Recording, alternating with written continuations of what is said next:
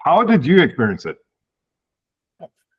Are you just, you're Americans, you were just like, day like any other? I mean, like, yeah, I was just, playing some games with friends at the time. And then, like, one of my friends mentioned, like, I think somebody tried to kill Trump. And I was, like, it was just got offhand comment because we didn't really know, right? Like, it just kind of like popped up on the feed that, like, because I don't think, at least the group of people I was, no one was watching the actual, like, thing at the time. It just kind of, like, popped up on the phone or whatnot. And all hell broke loose. I was in the community garden, and my sister texted me this. All it said was this, and I was like, "What is she referring to?" And she goes, "Getting to work is going to be hard now," because she lives in Milwaukee, Wisconsin. And so I was like, "What?" So I go to the page of CNN, and then I see the headline, and I start reading through it. And so it's tough. It's interesting, the question, like, how did we experience? I didn't really experience this. Like, I mean, like, I experienced it through my sister, then I experienced it through CNN. And then I started reading headlines, and I'm thinking, especially in the United States, with all the shootings happen regularly.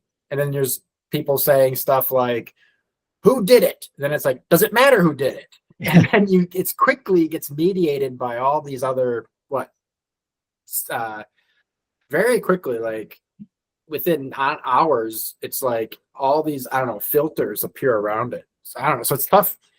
And I saw the pictures that you saw, and then the memes or whatever you want to call them of like Trump this, Then my mom called. She's like, "This sucks.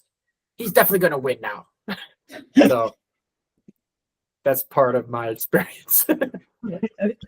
Because it's different. I mean, I'm trying to think the last big like American political event, at least that I was pre-social media, was 9/11 for me. Right. Mm-hmm. Like I was working on the lab, I had CNN playing in the background, and all of a sudden, like, the towers hit. But that was like an entirely different world back then. Because in a way, like, because like the pandemic was not a thing, right? It was not like a singular point where you say like, oh, this is actually happening, outside of maybe like Trump's announcement that we're going to have like a mandatory, like not mandatory, but like stay-at-home policy for a while. I'm just trying to think like. Yeah, I mean, the event that really does come to mind is 9/11, right? And that's one that people in our age, I think for us, it was formative. I mean, I wrote my thing on generations, and we were pretty much in that formative period of our lives, right? I remember like usually you can ask people in our age sort of bracket, and everybody remembers where they were exactly and how they saw it.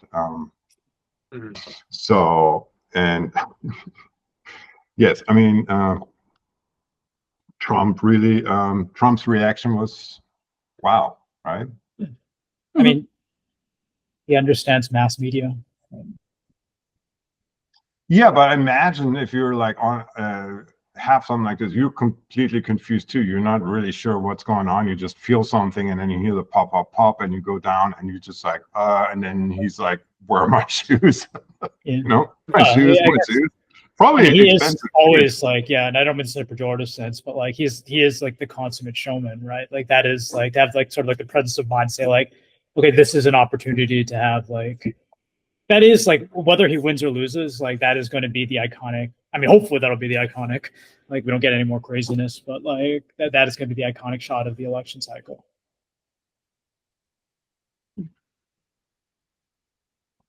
Yeah, I mean, we talked about it, Sonja, right? We saw that one video where you have the female Secret Service agent covering him with her body flag above those two Secret Service agents with the sunglasses on the side, and just this picture is just too perfect, It's and the framing too, the flag on top, like that's just exactly. like all of it, the color, the blue sky, the flag. It's like advertisement, Yeah. So very strange event. So I decided that we do a forum on this because I thought this was sort of the perfect time. I thought, and because of course everybody gets sort of, we were shocked, we were amazed maybe by Trump's reaction to, for better or worse. And I wrote in the article why we do what we do that everything is going to be different now. And now I would wonder, is it? Has it really changed everything? I mean, so like, I guess I put it like this. I mean, like when Biden made his speech, when he said specifically like, oh, political violence, this isn't us, right? This isn't who we are. I think it was a nice speech. It was probably like the right tone to take, but like, that's also not true, right? I mean, like we have a very, very long history of like political violence. Like just from the period between 63 to 81, we had JFK, RFK, Malcolm X, Martin Luther King, Wallace, 2 assassination attempts of Gerald Ford, Ronald Reagan. I mean, like this is just like we've always had like a pretty hefty undercurrent of political violence, right? We had 2 civil wars. We had during the 1850s, it was common for constituents to send their congressmen weapons so they could defend themselves in the House and state. I mean, it's just we do political violence. It's just like the American system has always been kind of like messy, and we can debate why that is. Like I suspect it's because we have a wide scope of people and opinions, but yeah, it's just who we are. Like I guess my question is, are we entering another period of like political violence, right? Because we had I forget when Gabby Giffords was shot. I was probably 2011 or so, right? Then it's Steve Scalise and like George Floyd, and like I mean, are we entering another period like we had in the 60s and the 80s? Or if this is kind of like the bookend of it. Hopefully it's a bookend, but I don't know. Anthony. I don't know, like, yeah, political violence. It's tough because I think even, I'm thinking even like you can think of like the Civil War. I mean, I believe like there's one thing here about political violence, and as much as everybody's, and I would say a lot of people are going to condemn this. At the same time, we should like what happened, like who, not like who did it, and let's look at their Facebook page and find out the motive. It's not like that kind of like, I don't know, sensationalizing, which is all too what happens all the time with any kind of violence.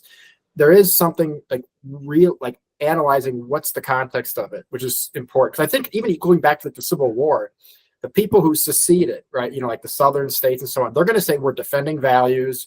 We are states' rights, whether it's nonsense or not. Like these are mass movements, and so it's like what context were they making their decisions in? Like I don't think, and even like part of some of the research I've done, in Latin America, like you have these military dictatorships that tortured and killed all kinds of people, right?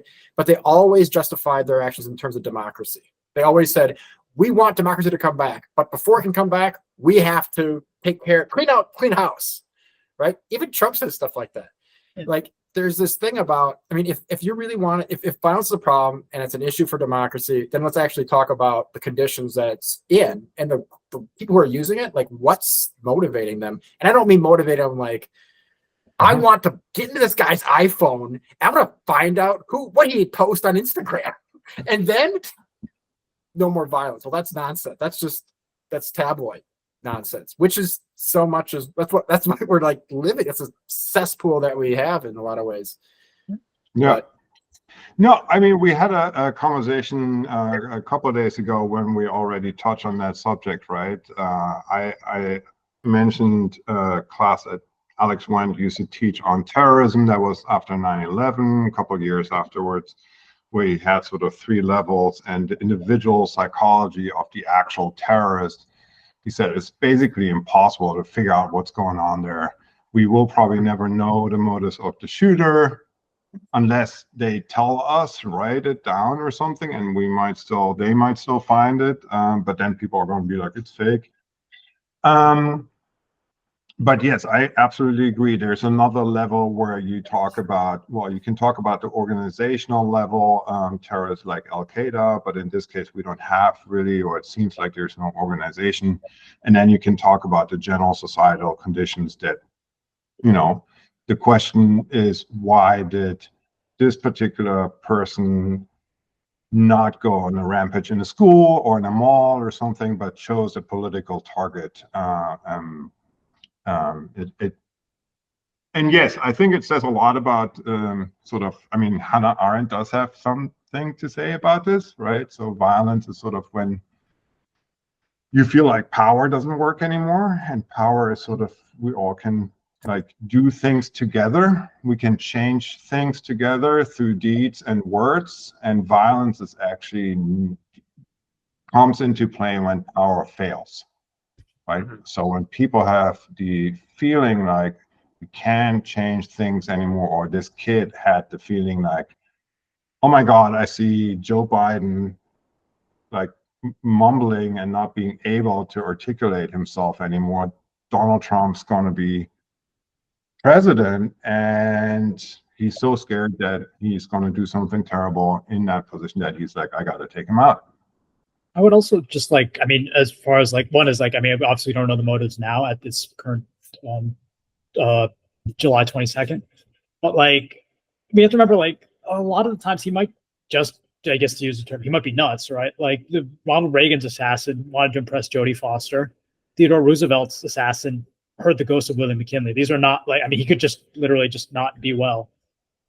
And I think we're going to form a mythology around it, just because that is just how, like, we deal with political events, right? We form a mythology around it, right? Either he's going to be like, you know, we need a reason for it, because it just seems weird to be like, just because a random crazy person took a shot. But like, it is like, I think I almost think it's secondary whether or not, like, you know, what his actual motives were. Yes, absolutely. I would agree with that. Right. I wonder too. I just think, I'm not super interested in the motives. I feel like this is maybe my own experience, but I think, you know, there's like the post-COVID moment, and I feel like there was some article I read, I think it was on CNN, like when the pandemic began, where it said that there's something, some like cognitive psychologist wrote this article about how in normal life you're like a dad in this one space, you're a worker in this space, you're a friend in this space, and so we as human beings, we kind of differentiate these spaces where we live, and we're different people in all these different spaces, not like radically different, but we have different, you know, ways of being. But then with COVID, everything got thrown into one space, basically your home, and it just like flattened everything. For me, at least, it did. Like, I was a dad, I was a son, because I lived with my parents for a period of time, taking care of my father. I was a father, I was a worker, I was a son, all in one space. And it really, it's hard to differentiate things. It's stressful, it's tense, and I feel like it flattened so much stuff. Like, we just process information now. It's almost like Jason mentioned, you know, like clicks, and that's how media, you know, how we absorb information. And it feels to me like events now, like we have a hard time differentiating them. And so there's an assassination attempt. We're like, okay, next, what's the next thing? Oh, a dog is rescued in a tree. That's on the news. Okay, click. Next. RNC. Okay, interesting. Next. You know, and so it's like you mentioned, going back to that first question, like experiencing this event. It's like, I don't even know if it counts as an event. I mean, there's this post-COVID way of us. I don't know. I feel like we have a hard time differentiating what's important, what's not. I don't know. That's something like this is great. with. No, this is a very good point. I thought about it today as well, and I think, and it's something that here with the Kable, I kind of became more clear to me today that what I would love to do with the Kable is to kind of actually identify those more important events. And sort of, because it's absolutely true, we're just flooded by constant news, right? So when I ask, like, everything has changed with the assassination attempt, and 4 days later you're like, oh, that was just one of those things last week, because now we have Biden stepping down, and who knows, Kamala Harris, and the next excitement is there. I mean, the timing was also orchestrated because of that. Right, say they want to get the attention, obviously, back, which is understandable after the RNC. But so yes, I'm not sure if it's necessarily just a post-COVID. I think it was already before then, and it has, I think, a lot to do with the media in general, because they just want to feed. They just constantly want to keep us on the screen, which is, you know, they want to make money. And they do this by selling advertisement, and they get advertisement with clicks and grandiose stories. Could I add to that? Like, Yeah. Wendy Brown, she's a professor at Berkeley. She wrote this book. Actually, a couple lectures came out last year called it's like Thinking with Max Weber, The End of Times, or it's about nihilism. And she argues it's a nice book. It's actually 2 lectures, very easy to read. But she says, look, nihilism is that it's not that there aren't values. It's that with nihilism, everything has value. And she says, it's capitalism, it's bureaucracy, all this stuff, speaking to what your point, Tim, kind of like, this is not COVID, like jarred everything loose. COVID just kind of maybe exaggerated these tendencies. But her argument is that we live in these political or nihilistic times because everything has value, but there's no ranking. There's no hierarchy of values. So maybe the Kable will address this. Maybe. I was going to go to, go. No, I guess there is, in a sense, like a nihilism is, in a sense, like an optimistic value. Because if you say nothing has value versus like the kind of like postmodern, like, it doesn't matter, right? Whether or not something is valuable or not, it just is what it is. But, yeah, and I guess the other kind of like, sorry, I just want to make a quick end on that point is like, part of the reason it's so stressful is that like, we don't know how the story ends, right? Like when I read about the violence in the 60s and the 80s, right, I know how it ends, right? Like, and like, I don't, like, our signal to noise filter is really, really bad. Like I'm going to guess, like, if you were to just pick like a random decade and look at like the front page articles at the time, like I'm going to guess like 90% of them like are just literally like they're footnotes now and we go look back at the history. So like, and I don't know of any good way to kind of filter through and kind of understand that. Like there doesn't seem to be like, because obviously if we knew what was important, we would just do that. Didn't you say that it was you, right? With the ancients in ancient Greece, they were already saying constantly the world's going to end and everything sucks. Well, yeah, I mean, Aristotle was always, I mean, even like Aristotle and Plato always saying like, democracy, that just necessarily devolves into tyranny. But I mean, it's always like blaming like the next generation for all the faults of society is, tried and true solution to everything. Like, whether it was the Beatles or like heavy metal, it's all the kids. We might suffer from presentism. So I want to actually go towards, because we talked about the media already, and we just kind of do another couple minutes, but I posted that cover of the Spiegel. You saw it? You too? Sonja did. It's lying in our kitchen, but I said there are 3 things wrong with it, and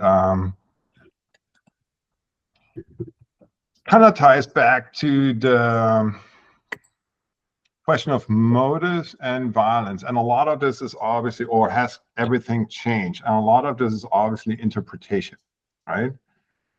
These events don't speak for themselves. It can be a triumphant, and that's what Trump really intuitively, as he does, I think, most things intuitively, he understood it intuitively in the moment. He was like, if I now get up and show that I'm defiant and put my fist in it, right, then this is a moment of huge success. And he pulled that off, right? And then this way I can sort of get control of the narrative. And everything is about the narrative these days. And in the immediate aftermath, the first couple of days, the Wall Street Journal had an article about, they sort of interviewed Americans, kind of like Sonja and I do, just randomly, of all walks of life. And the headline of the article was like, oh, that everybody's tired and exhausted and sick of it, right? And there was this moment after the attack when people were like, okay, this might also be a turning point where things get better. And now I ask you, what about that cover of the Spiegel? Was he wearing a MAGA hat or was he wearing a US flag hat? Anyways, like that's just more of like, that's not neither here nor there, but. That's my one thing that I think is bad about this cover. It's shitty journalism. It's just bad. It's just a bad cover. But I think, yes, what happened? I mean, Trump himself, he held his speech, and supposedly the first couple minutes, I didn't watch through the whole 90 minutes of it, God forbid. But again, this was a moment, and Jason, you wrote an article, an email actually to us about this, to a couple of friends, where you said that Americans might be ready for this, a positive sort of turn of the story, right? An Obama sort of yes we can sort of moment. Right? Oh, do you want me to just comment on that? Yeah. I mean, like, I was joking earlier in the thing about, like, if you want to understand American politics, you need to understand pro wrestling. Like, but like, pro wrestling is actually an indigenous, like, sort of like American entertainment kind of thing, and like, there is probably some truth to that. Not only because Donald Trump was famously on like on the WWE, but like, it's also, it's just my bias is that like I listen to kind of like the stuff that both JD Vance and kind of like the so-called big new right. I forget what their specific term for their kind of like blanket thing is, but like Peter Thiel, like JD Vance, and they're kind of like, it's a very, very like, end of the Roman Republic type thing. Like, like we are trying to manage the decline of the empire. And I'm not necessarily sure that sells. Maybe I'm wrong, right? But like, because like when I think of like the two sort of like transformational presidential campaigns, I think of like Reagan's, like It's Morning in America Again, and Obama's Yes We Can, right? Like, none of those phrases mean anything, right? They're literally just like empty platitudes, but like they kind of like captured, I guess they just captured the imagination of Americans, and like it may be things need to get worse first, right? Like, because things were pretty crap. Go ahead. But I mean, that yes can do attitude, and that whole like underdog and the yes we can, and that's also, I think, from a German perspective, that's what a lot of people really love about America. Some would not admit that publicly, right? But I mean, it's like Top Gun or whatever. It's like it's a distinctly American vibe, right? Like, we're divided, but we still, in the end, we all pull together. And I was wondering, like, this was really a huge opportunity, and I think it was an opportunity missed because nothing really came out of this. But I think if you would have played that tune, you could have, really, really moved things in a different direction. And then also, politically speaking, make it very difficult for your opponent to come up with a strategy, because... Are you talking about Trump's speech, Anthony, kind of? Are you trying to kind of... I mean, I think he tried to say something about unity. This convention was way different than the 2016 convention. Like, he brings... I mean, yesterday we were watching... I was listening to I listened to like half of his speech, but then his granddaughter was on stage, and she gave like a speech about him giving them cookies and stuff. Like, I feel like so what was the first question? Like, is this a turning point? I don't think it's a turning point. No. But I mean, and in the sake of argument, I don't think this is a turning point, because I don't think I think that there's people are partisan. People in this country, there's nothing too, I think it's going to be bizarre. Maybe in Germany, I don't know, you have your social democrats, your Christian Democrats, you have your parties that have something like mass bases. In the US, it's Democrat and Republican, but there is party ID has become like, it is like religion. And even though it's more powerful than religion now, where people don't want Republicans marrying Democrats. It's something that's happened in our lifetimes, where party ID has become, and like families have broken up over this. There's lots of stories you can read through any newspaper. And Trump, the RNC was like a victory lap. And so his talk was unity. Look at my grandkids. Look at my family. I have 10 grandkids. This is stuff we've never heard before. At least I haven't heard it. He's saying, look, come behind me. I'm the only serious candidate out there. Here's my family. I thought it was super toned down. And it was like, it's over and I'm winning. And by the way, we're going to kick all the immigrants out. Like, and by the way, China goes to hell. Like, I think he was quite explicit. Like, the policies, like the ideas, that doesn't change. This is still a very much, I don't know, call it. I would not, I mean, I would say there still is not necessarily very democratic proposals here to how to govern. But it's like, everybody come together. I'm the only serious person, and work, and it's going to probably be violent. Like, so I don't see violent governance, I should say. Like child separation, that'll happen. Just get used to it. It was That's what my impression. Okay. Yeah, it was interesting for me to see, like, because like it looked like they were going for a very big TED convention, right? You had Amber Rose, a couple of like African American speakers as well, like Tim Scott as well, like and I forget John James from Michigan. But like they had, and you have them giving speeches, like in terms of like saying that, like, hey, the Republican Party. They even had like I don't remember the last time that they had a union rep speak at the GOP RNC convention, like. So they're, I mean, like I mentioned, I think in the email that like it feels like the parties are trying to reorganize, like in terms of like you can see the GOP moving towards being like a populist, blue collar, working class like party. Whether or not, I mean, like it feels like they're at the point where they're just saying like we're going to let everybody in, right? Because they've technically removed like their opposition to LGBT marriage, and as well as like abortion is now a states thing. Like it's no longer on the platform. Now, whether or not that like sticks or whatever, that's kind of like not the point I'm focusing on, but like it's more that like they're just trying to say like, hey, GOP, big open party, right? Democratic Party, that's the party of like coastal elites and the college educated, right? We are going to focus on sort of like the nuts and bolts issues that you care about, the economy, while they're going to focus on stuff like pronouns and, you know, things that don't matter. Now, whether or not that's successful, I don't know. Like, I would say that like if I were an evangelical voter, I'd feel kind of, I guess, like, yeah, I mean, you were getting used and abused, right? You were basically just like, we got your votes. All right, you know, you're not voting for Democrats, you're voting for us. So we're just going to remove this from the platform. And yeah, it's going to be messy. Like it's always messy when parties try to redefine themselves. Yeah, what's with my question with the Spiegel cover, and both of those comments I think are really interesting, spot on, and we should actually also, I like it when we don't agree on everything, even though I think we actually still do, which is sad. Yeah. But no, I mean, for me, it was very emotional in a way. Again, I felt like those people they interviewed from the Wall Street Journal. I thought, oh God, this is so annoying and tiring, and this is something we have felt or have heard from so many people too now, that everybody is kind of getting very tired of the whole polarization. Everybody is very tired of the constant like conflict.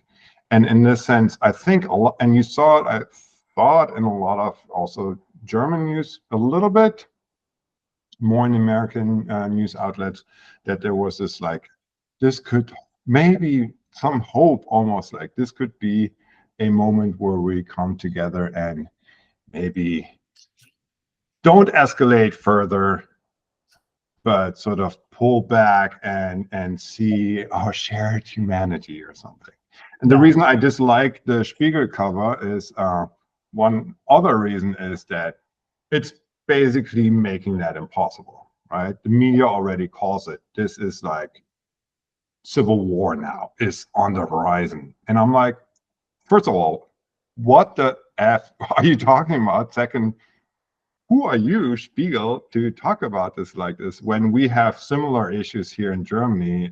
Be like, I mean, the reason I think it's a bad, really sad example of bad journalism is that they try to do this lame wordplay by calling it the brutalized states of America, and the German word sounds similar to what would be united, right? So it's kind of like, I mean, a little bit of a cringe one. But the thing is, with also the media obviously gets more clicks when it stays exciting, when the drama is big, and Love and Harmony are maybe not such big ad sellers. I don't know. What do you think?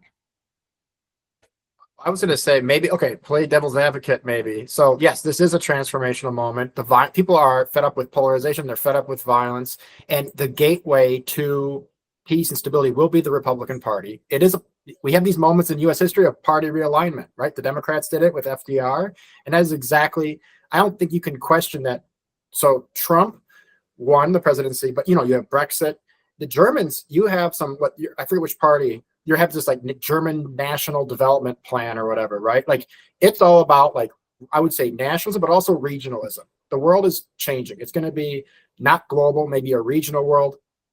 Don't look at the globe, look at like North America. And Trump is going to be the bridge to peace and security by bringing back manufacturing jobs, which he started to do with the revision of NAFTA. You can look at Public Citizen, this nonprofit, not conservative, like I would say left-wing think tank. They did a report on the revised NAFTA, and they were like, you know what, it's not so bad. Like they weren't like, oh, this is Republican nonsense. They were like, you know what, there's things in here.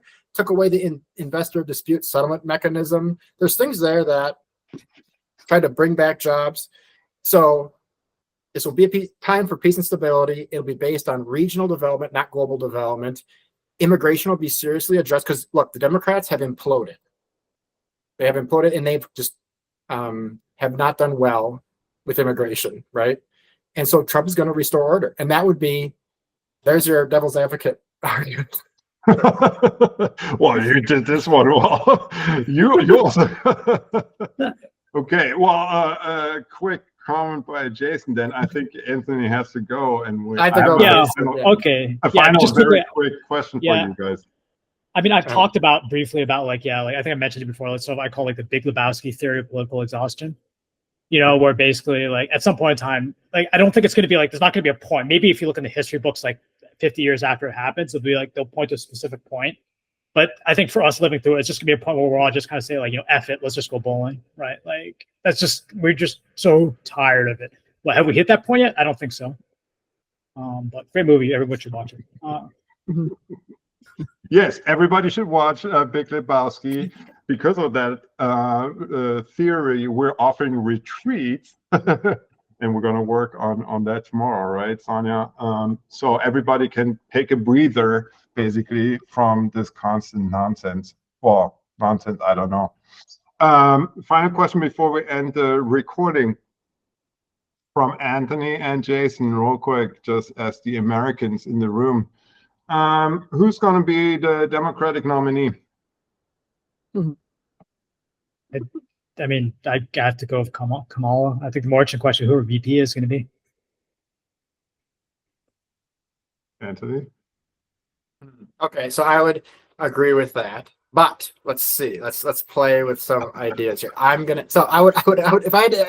agree with that. It makes sense. VP stuff, it probably looks, I would guess maybe Joe Shapiro from Pennsylvania, because they need somebody from the Midwest. This is the standard political thinking. I would imagine the governor of Pennsylvania. Okay, so if it's not Kamala Harris, I think I saw Ocasio-Cortez post something a few days ago saying we don't want Biden, but we also don't want Kamala Harris. So if that's the case, who would be? I think. I don't think it would be. Well, Gavin Newsom said no already. Whitmer from Michigan said no, I believe, as well. I'm not sure actually who else would be.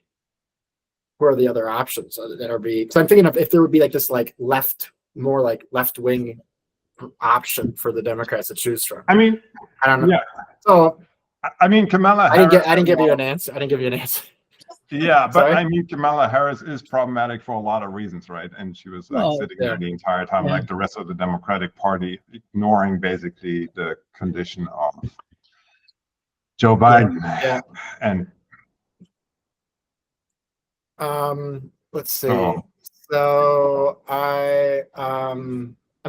let's see. We'll do a more fun one. Okay, Kamala Harris is going to be the nominee for a presidential candidate for the Democratic Party in 2024. Who's going to win the election? Go, Anthony. Who's going to what? Ruin? Who's going to win the election, Trump or Harris? Go. I think Trump wins.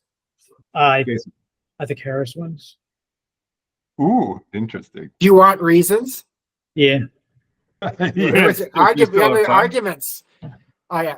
So I think it's partisan at this point. So, and there's Kamala Harris is not a seat. You need a seat change. You need here's who's going to be the Democratic nominee? The Rock. There you go. There's my prediction. The Rock and Mick Foley. That's how the Democrats win. Is they need to have a candidate who is. That's how they win, because you need to just shock people. So Kamala Harris does not shock people, and the parties are so the parties are so entrenched. Party ID is so strong that people see, and they're already running at campaign ads against Kamala Harris. Yeah. You know, so no, this doesn't change anything. I mean, That's The Rock. there you go. Yeah, The Rock. Hey, I'd go for The Rock, right? Because it goes back to my pro wrestling. Pro wrestling is understanding America. Exactly. Right? Like we can solve our differences not through a debate, but Hell in a Cell. But yeah, no, I think structurally, like I'm not. I think there's going to be a lot more focus in terms of like I think because like one of the biggest like if you I guess like again not that the polling is accurate, but it seems to be like the issue is that like I mean you remove like the whole like nobody thinks I mean like whatever you think of Kamala, like you don't think that she's not going to be able to make like another 4 years, right? You're no longer voting like. And I think it might just be as we get closer and closer to the election, as people start paying attention, because I'm going to argue that like even for most Americans, the election is not like something that they're deadly super focused on right now. And I think as it gets closer and closer, there is going to be like, I mean, maybe Trump can maintain his current discipline kind of like that, but like my best guess is that like he's going to go back to being Trump. I don't think he can help himself. Either way, it's going to be, I think this is not the case where like we're not looking at like Reagan versus Mondale, where it's like Trump is like this hugely popular candidate, so on and so forth. Like it all boils down to like, was it Joe Biden unpopular as sort of like a successor, or is Joe Biden's policies like killing the Democrats? I don't know. My intuition is that there's an advantage there. I'll give my final final word. The Rock will win if he becomes the presidential candidate. That's for sure. It's the people's champ. Otherwise, I would say it depends on the last few weeks. That's also for sure. I think voter ID, yes. The question then is voter turnout on election day. There, Trump, I think, still looks very strong because Kamala Harris doesn't even excite anybody in the Democratic Party. Plus, she has the baggage of people perceive them to have lied to them, right? The Democratic Party, and that was why it was very difficult for them to give up Biden or for Biden to step down. Yeah, no. But I'm not. I don't know. The Rock. Yeah. Have you seen the Laughlin group? He died a couple years ago. He had a show on PBS in the United States. No. Oh, you got to Google it. I'll send you the link because there's the way you just summarized it was exactly how he used to end his shows. And but it's all good. It's all good. Yeah. Well, said it to me. I thank you so much, guys. We'll see what we do with this, but I think this was actually terrific. And we'll talk more, and I'll we'll see you soon. All right.